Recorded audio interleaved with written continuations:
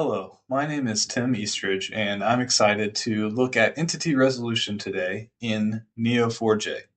So, entity resolution is the process of taking different pieces of information and combining them into a single record. What we see on the screen are a bunch of dots. They're all connected to each other. And this demonstration is meant to take a look at real world data that we might see in an enterprise application. So you might have a name like Ted or Teddy or Theodore, and all of these variations should resolve to the name T. Chadwick. Okay. And also, we have a name like Jess or Jessica, Jesse. We want all of these to resolve to Jesse Parson.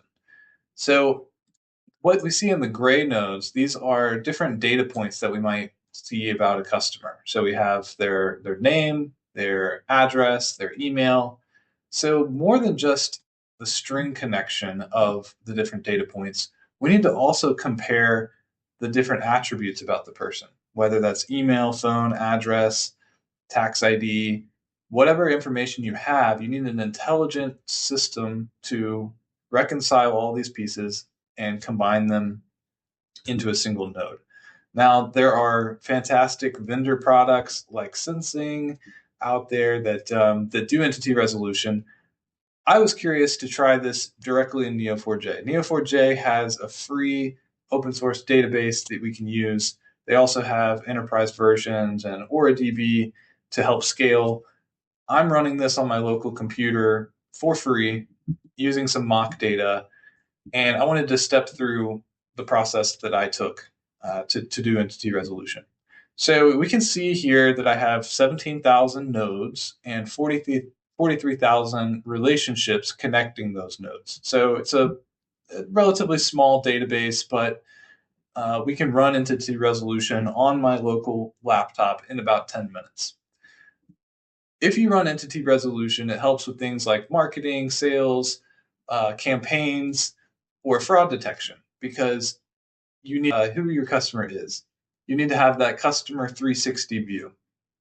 So the first step we take here is we do duplicate analysis. We also do fuzzy matching, which is a machine learning approach to compare the text strings of the different elements. So you have the name similarity, you have the email similarity, you have the um, address similarity, and we create a new relationship for each scenario with a score of how similar they are. So we can see here we compared the phone number, they're exactly the same. So let's take a look at Jay Parson.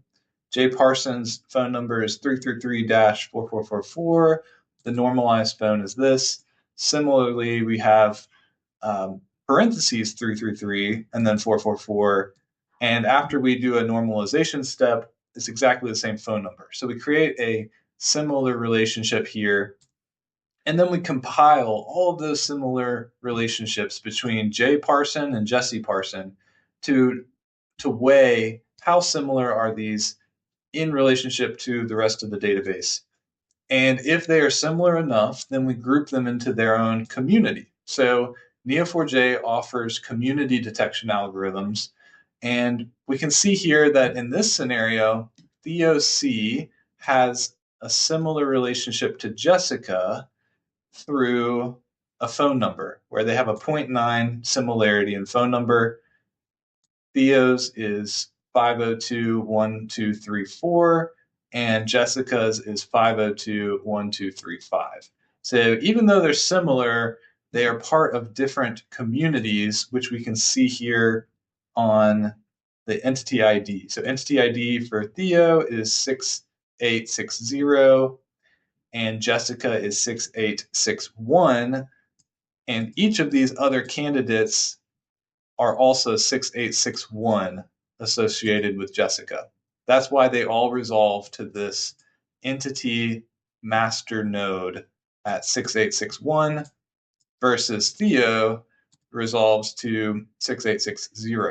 So again, this is really important for things like fraud detection, where you have an entity that has similar attributes, but maybe they're intentionally spelling them incorrectly or trying to obfuscate who their actual identity is. By using this approach, we can map, hey, this is similar, this is similar, this should all resolve to the same person, and that helps us with our fraud detection analysis, where we can identify um, attributes about that person and refer them to investigators.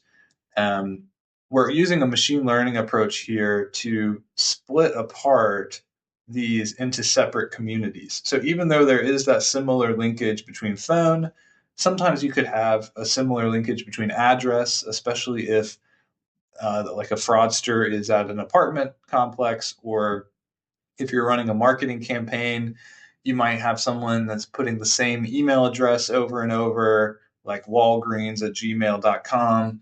You would see similar relationships, but you would want these to be separate people. And so we can use that machine learning algorithm to actually parse apart communities based off of the strength of those connections. So in summary, this pipeline automates duplicate detection, clusters similar entities, and generates a clean master dataset. If you're interested to learn more about graph analytics and graph data science with Neo4j, please contact me, Tim Eastridge. I'm founder of Eastridge Analytics. I wrote a book on Neo4j. Would love to discuss your use case, your problems. Feel free to schedule time with me and leave a comment on the video below. Thanks.